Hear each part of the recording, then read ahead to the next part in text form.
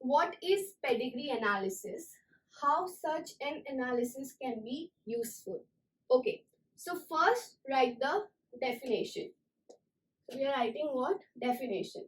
And second, we are writing its importance. Why is it necessary or what does it do?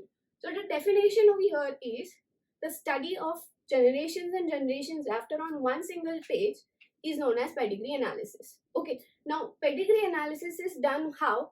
It is done with symbols.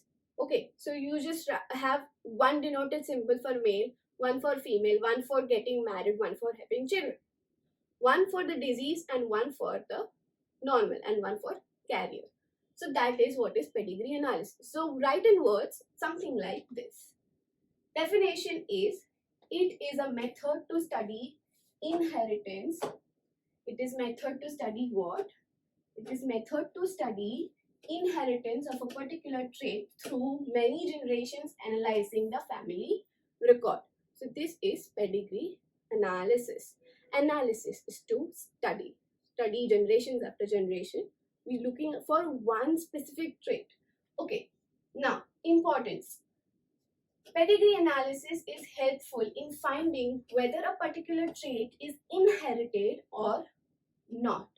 Now, if I have 6 fingers like this, 6 fingers polydactyly, okay, we after where from where am I getting that?